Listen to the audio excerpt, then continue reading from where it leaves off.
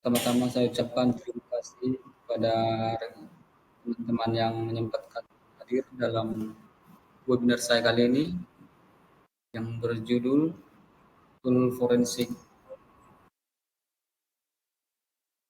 Perkenalkan, nama saya Andreas Simbulong. Saya dari Universitas Potensi Utama, Prodi Informatika, yang sedang melaksanakan studi independen di Bisa Ali Akademi dengan aktivitas cyber security.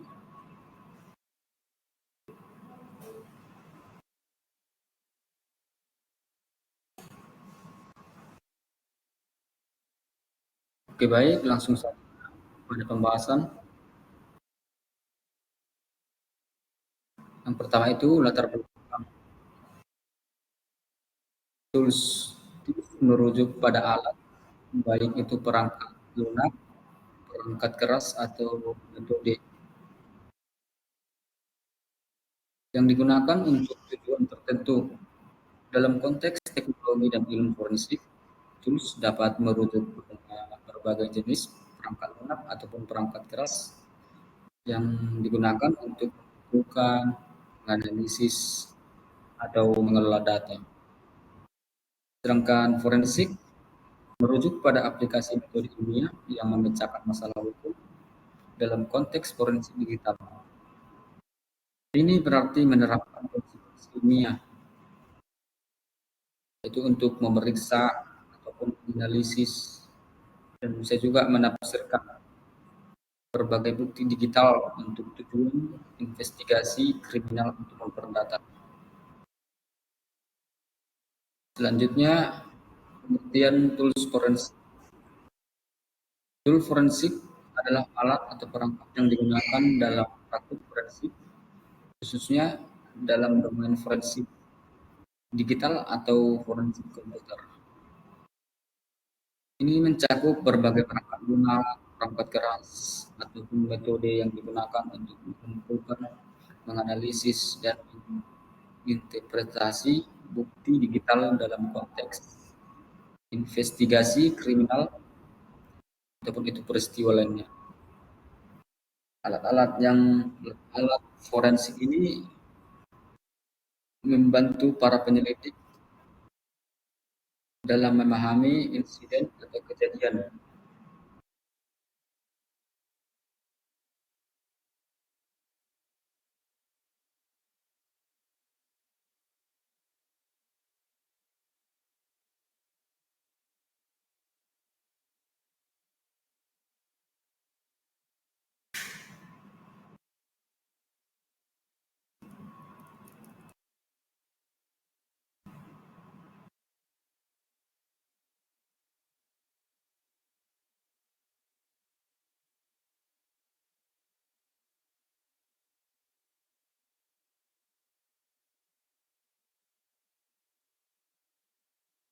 Jadi tool forensik mengacu pada berbagai alat ataupun metode yang digunakan dalam forensik digital ataupun komputer untuk mengumpulkan, menganalisis, dan menginterpretasi bukti digital untuk tujuan investasi, hukum ataupun itu perdata.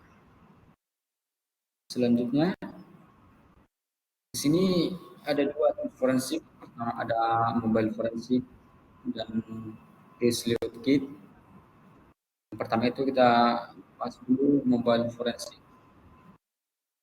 Mobile forensik adalah salah satu cabang dari digital forensik yang dilakukan untuk menganalisis atau memperoleh bukti digital dari perangkat mobile seperti itu ponsel, tablet maupun komputer.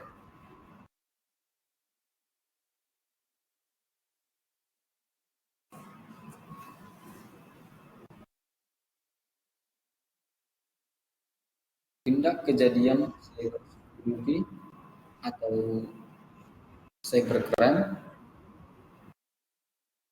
juga makin marak terjadi.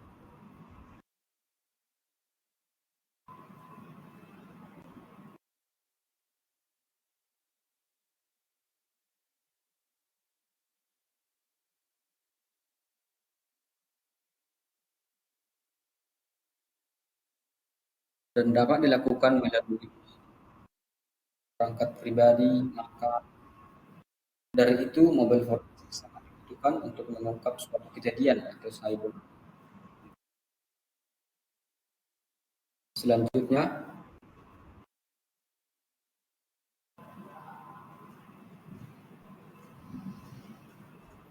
mobile metode mobile forensik.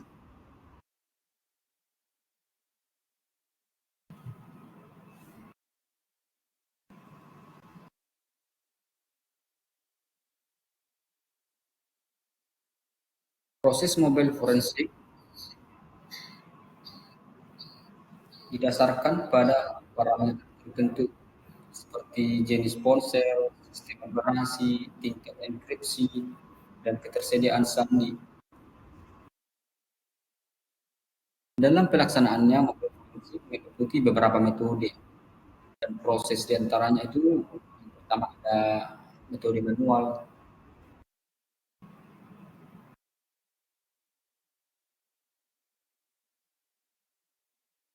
Metode manual atau perangkat akan dijelajahi dan dibuat secara manual oleh para ahli mobile forensik.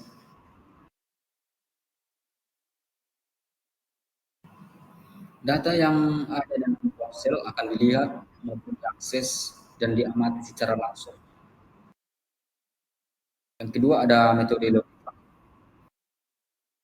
Metode logis adalah cara cepat untuk mengekstrak data dari file pengguna secara langsung. Keuntungan dari metode ini adalah dapat dilihat dengan mudah pada tools forensik seluler. Ukuran data yang diekstraksi lebih kecil karena data tidak diperoleh dari memori flash. Namun kelemahannya dari metode ini tidak dapat memulihkan data atau item yang dihapus dari perangkat seluler. Yang ketiga ada metode fisikal ataupun metode fisik. Metode fisik dilakukan dengan mengakses memori flash, ponsel, dan mengekstrak data dari ruangan tersebut. Dalam hal ini, memori flash diakses langsung untuk mengumpulkan data yang ada dan data yang dihapus juga bisa diambil. Selanjutnya, metode file system. Metode file system ini digunakan untuk mengekstrak data dari tingkat sistem perangkat seluler yang bersangkutan, baik itu dalam proses ini seperti informasi dan data yang terkait dengan aplikasi perangkat seluler yang diekstraksi. Mobile forensik metode pelacakan kompleks untuk bukti yang lebih detail dengan segala kemudahannya. Ponsel menjadi peranti yang dapat memfasilitasi kehidupan manusia, mulai dari aktivitas manusia, hiburan, bisnis, hingga peranti interkoneksi dengan peranti lain yang berbasis IoT atau Internet of Things. Namun demikian, terjadi pergeseran dalam dunia forensik digital, yaitu komputer ataupun desktop forensik. Dari mobile forensik, bahkan sebuah sumber menyatakan bahwa ini era forensik berbasis komputer sudah selesai dan digantikan dengan berbasis ponsel. Nah, kini digantikan oleh ponsel. Terminologi mobile forensik mengacu pada metode investigasi yang dilakukan untuk mengambil atau mengakuisisi dan juga menganalisis bukti dari ponsel yang digunakan oleh pelaku ataupun objek investigasi. Nah, tujuan utamanya ini adalah untuk memberikan bukti yang kuat di pengadilan. Selanjutnya, kompleksitas mobile forensik. Dalam metode mobile investigator juga dihadapkan dengan semakin banyak varian ponsel yang berbeda karakteristik. Dibutuhkan pengenalan akan teknologi baru, yaitu privasi enhanced teknologi atau disingkat dengan PET, seperti kode sandi, akses biometri, ataupun itu enkripsi. Pengetahuan dan keterampilan tersebut dibutuhkan karena sistem keamanan seluler terus berkembang cepat, bahkan lebih cepat dari pada sistem komputer. Sistem keamanan dan privasi ponsel yang terus berkembang ini akan menjadi alasan utama bagi investigator yang melakukan mobile forensik untuk mengembangkan kemampuan. Salah satu platform dalam mobile forensik adalah dengan kita menggunakan mobile device forensic tools atau disingkat dengan MDFT. Selanjutnya, integrasi mobile forensik dan landasan hukum. Selengkap dan sejelas apapun bukti digital yang disajikan di meja pengadilan tidaklah berguna jika tidak ada dasar hukum menyatakan bahwa bukti tersebut valid atau pantas digunakan sebagai alat bukti dalam pengadilan.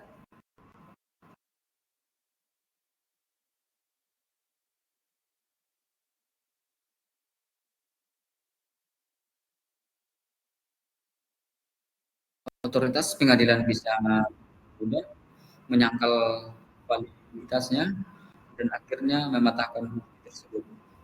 Karenanya, keberadaan dasar hukum sebagai kombinasi dari bukti digital dan pengadilan adalah mutlak. Saat ini, beberapa negara sudah memiliki dasar hukum yang menjamin validitas forensik digital, termasuk dalamnya itu mobil forensik. Ini di Indonesia, Undang-Undang Nomor 11 Tahun 2008 tentang Informasi dan Transaksi Elektronik atau disingkat dengan ITE memberikan dasar hukum dengan kekuatan hukum alat bukti elektronik. Dalam undang-undang tersebut juga diatur mengenai syarat formal dan material alat bukti elektronik agar dapat diterima di persidangan. Dasar hukum tersebut menjadi kombinasi yang tepat bagi metode investigasi berbasis mobile forensik.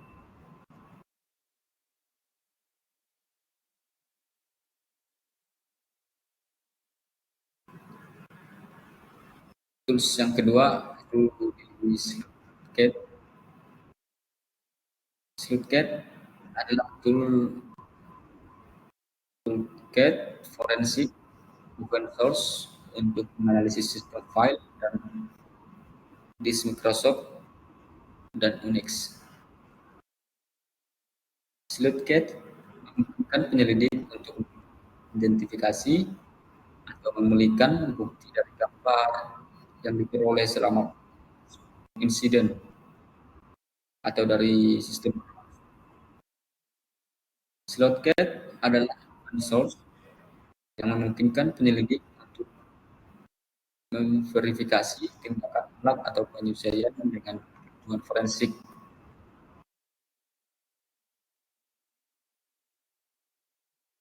Sleuthgate menggunakan metode dari alat analisis sistem file di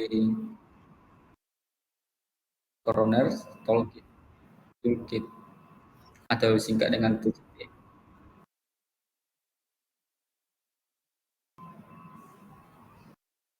Disarankan agar alat baris perintah ini dapat digunakan dengan browser forensik ataupun autopsi.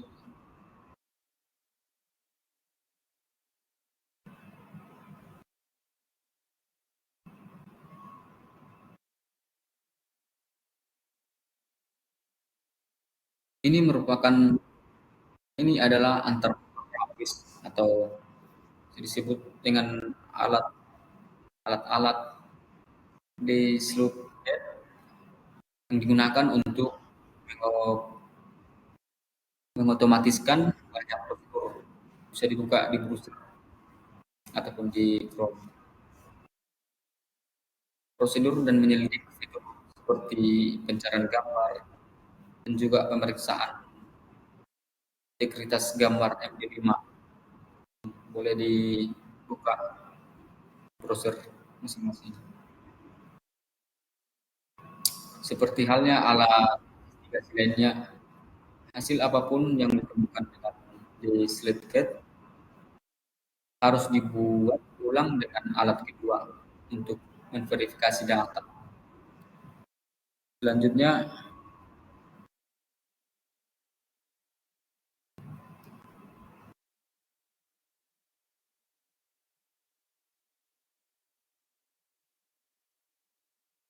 masuk pada yang pertama ada analisis file system. Analisis file system ini memiliki kemampuan untuk menganalisis sistem file yang sangat lengkap. Ini memungkinkan pengguna untuk memeriksa berbagai jenis file system. Yang kedua ada open source yang digunakan adalah perangkat lunak open source sehingga dapat dikembangkan sesuai dengan kebutuhan pengguna. Yang ketiga, modular design. Di SleepCat dapat digunakan untuk mengambil data yang relevan. Digunakan untuk mengambil data yang relevan, menemukan bukti, dan digunakan untuk forensik digital. Kemudian antar muka baris perintah. Ini memiliki antar muka baris perintah yang mungkin memerlukan keterampilan khusus dari pengguna. Selanjutnya kurva pembelajaran, yang artinya pengguna yang belum terbiasa dengan lingkungan Unix mungkin mengalami kesulitan dalam penggunaan di SleepCat.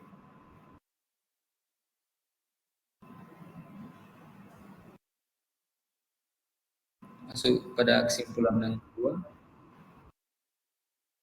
mobile forensik penting untuk mengungkapkan kejahatan cyber,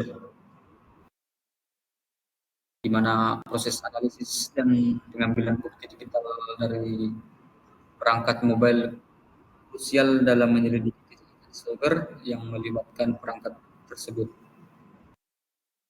Kedua, metode dan kompleksitas proses mobile forensik ini digunakan untuk proses ini melibatkan metode manual, logis ataupun fisik dan sistem dan file system. Namun semakin kompleks dengan perkembangan teknologi keamanan di perangkat mobile.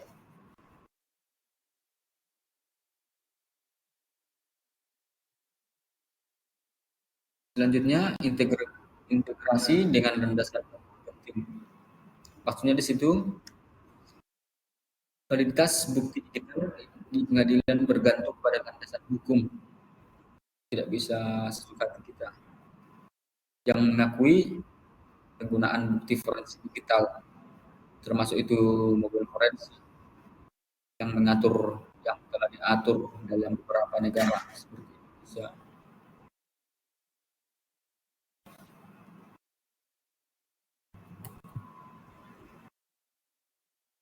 Selanjutnya,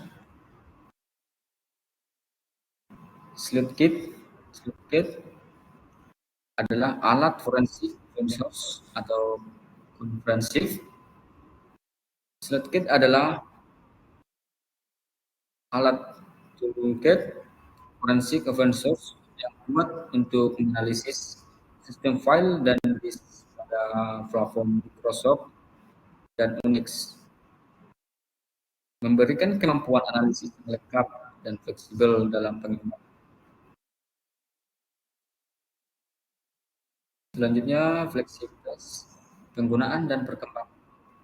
Maksudnya di situ sebagai perangkat lunak open source, Sleuthgate memungkinkan pengguna untuk memverifikasi dan menyesuaikan alat sesuai kebutuhan mereka. Kemudian tantangan penggunaan ini sangat perlu. Maksudnya di situ meskipun kuat, pengguna yang tidak terbiasa dengan antarmuka baris perintah atau lingkungan Unix mungkin menghadapi tantangan dalam penggunaan Sleuthgate menuntut keterampilan khusus dan kurva pembelajaran yang tinggi. Mungkin sekian hasil penjelasan saya materi terkait webinar saya yang berjudul forensik. Apabila ada pertanyaan, saya persilakan boleh chat di kolom komentar. Terima kasih.